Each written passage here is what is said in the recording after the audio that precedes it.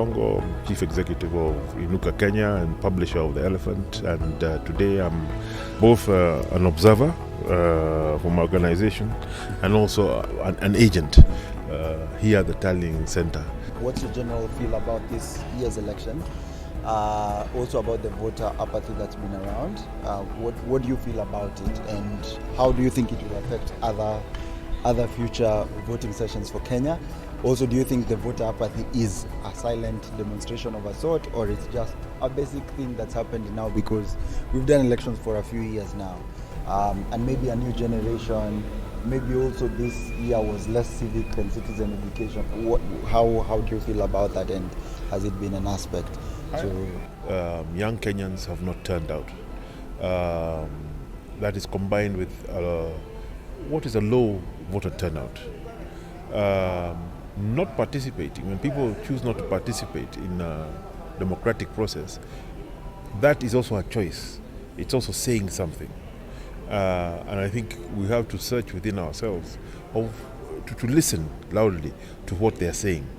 Especially young Kenyans are telling us about, civic life.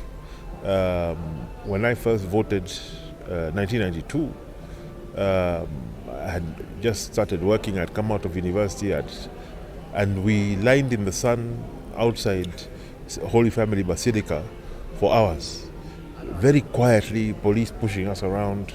1997, we were a bit more courageous. We tell off the police. By 2022, police, were not, were listening to us. So I've seen that change, but this time the young people have. So there's something we have not done. Our generation, and in Mathare, the young people were playing pool. They didn't vote. They didn't bother. They were playing pool, having a drink, chilling out, and even the TV. They insisted, to put off this election stuff, watching soccer and other stuff. That's why I asked them, okay, what were they saying? They say, this is the election for this older generation. Yeah, and these guys they're all liars and conmen. They really, it's an unfortunate thing. So there's a disconnect there. What it does is that when you have maybe up to 40 something percent of the population, almost half of Kenyans, half of the registered voters choosing not to participate, it undermines the legitimacy of whoever wins, and so there'll be a price to be paid, and so it's something that we have to work to correct. This not being your first election, how do you think it's gone for you this year, and generally it being on 9th August, was there any change with the other dates? Is it a relevant date? Has it been also good in terms of, some people are saying it's a two-horse race, but also some people have noticed, there are 4 candidates actually that we all believe in, minor or major, doesn't really matter. What are your thoughts around that? Kenya has grown, has matured democratically. If you consider 1992, 1997, 2002, 2007, where we almost had a civil war as a country. What's unique about this particular election is the number of women participating has gone up dramatically. Number 2, what was important is that our president is retiring. Presidential transitions up to the 90s were not something Africans did well. It's something that we used to do badly. Many leaders, African leaders, had to be shot out of power, or overthrown, or die in office, or that kind of thing. But now we've had, President Moi went home and he retired peacefully. President Kibaki the same, and now Uhuru Kenyatta is doing the same thing. Part of the reason we've had the apathy is that people can't really tell the great difference, because Mr. Odinga, who's been a leader of our opposition for decades, led the fight for multipartyism, new constitution, devolution, went into partnership with his big foe, Uhuru Kenyatta. They had the handshake, etc., and ended up in one political formation. And then the deputy president of Mr. Kenyatta was the opponent. In the Mount Kenya zone, which is the president's backyard in terms of if you look at our politics ethnically, the turnout was very low.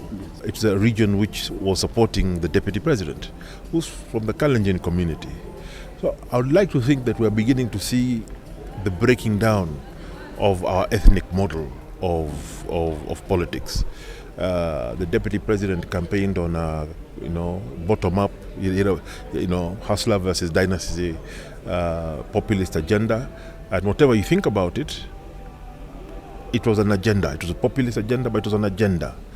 And could Kenya be making a transition into a new kind of politics? Your generation, which is you are the healthiest, best educated, most exposed generation in the history of Kenya. You're also the one that is intermarrying the most. So it's in a sense the least tribal generation. Are you also sending a message to the older generation of leaders that, hey guys, you've got to do things differently, otherwise we're not interested? What do you think we should expect from 2027, and how can also IBC as an institution prepare the citizenship for 2027? IBC, has had a rough time. A lot of it is self-imposed. 2013, they didn't do that well. 2017, they did so badly that the Supreme Court annulled the election. And we had problems today as well. But what it's done is undermine trust in a very important institution. And there is a sense of anxiety that these votes are being counted by where, by who, what's going to happen. So there's a confidence problem with that institution, and that needs to be fixed. We thought we could digitize integrity. We thought that if we introduced this biometric and all that, it'll clean up our elections. If you give an untrustworthy person the technology, they will be able to do the wrong thing even more efficiently. The solution that was being offered was going back to manual. In fact, Azimio pushed, said we need to have the manual register there in case this other one fails, as it always fails. The biometric one fails, as it always fails. And when I was observing today, it struck me, especially people with poor eyesight, people who are less educated, they had difficulty. When they arrived at polling stations, they couldn't find their names and that kind of thing. The way they plan elections on paper is brilliant. Its execution on the ground leaves a lot to be desired. Do you think persons with disability have been included into this election period? I think more than before. We're getting better and better. The same way that more and more women are participating in our politics, more and more people with disability are participating in our politics. We may have to do more to encourage even greater participation, in my opinion. Kenyans, despite the difficulties, we believe in our democracy. It's an exciting time. It's a public holiday. It's a time that people enjoy. They line up, they come out early. 5:30 in the morning, when I arrived at my polling station, it was full. So Kenyans believe in this kind of process. We have around us in this region especially lots of, as you know, governments that don't elect leaders, although their elections are fake. Ours have their problems as well, but Kenyans still have some faith. We've seen that faith take a hit in 2022 because young people really did not participate, and Kenya is a young population, and when young people don't believe in your democratic process or they lose faith in it, that's not good. For people who don't know what happens once they vote, could you please tell them what happens behind the scenes, especially starting with this Form 34A, what it's about, and then what are the processes after? Well, when you vote, All those votes are taken out and counted in front of the agents of the different political parties and independent actors in the election process, and they're tallied, and a Form 34A is filled out.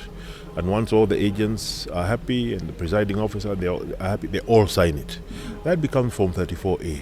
It's the original number one source document of our election. All the Form 34As are then put together, and they become a Form 34B that is for the entire county.